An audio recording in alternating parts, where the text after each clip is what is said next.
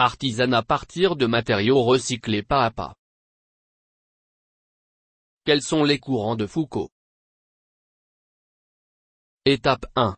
Léon Foucault découvert le phénomène du courant de Foucault en 1851.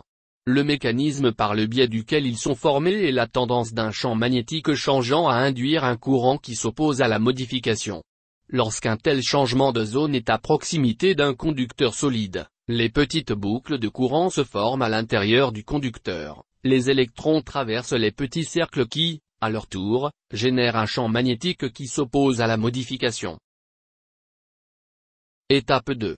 Étant donné que le champ magnétique induit sera de grandeur à peu près opposée au champ initial, il va générer l'équivalent d'une force de frottement.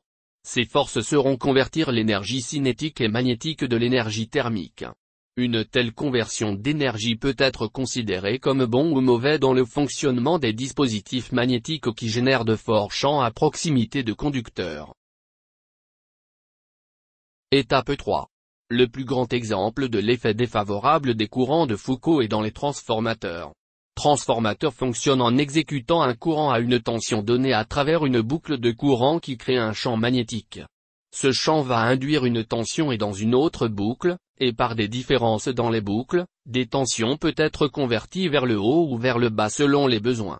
Toutefois, lorsque les courants de Foucault sont générés dans les noyaux de ces transformateurs, puissance échappe à la conversion et la tension qui en résulte ne peut pas être aussi proche de la cible comme prévu. Étape 4. La meilleure solution pour minimiser les courants de Foucault est d'utiliser noyaux feuilletés.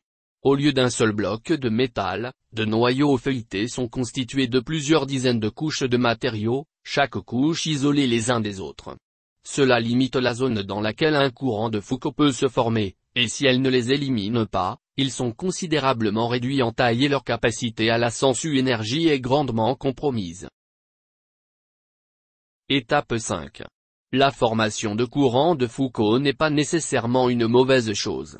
Depuis courants de Foucault convertissent l'énergie magnétique en chaleur, ils ont trouvé des utilisations comme le chauffage par induction. Leur réponse à la motion cinétique d'aimant prête également leur utilisation pour freinage électromagnétique.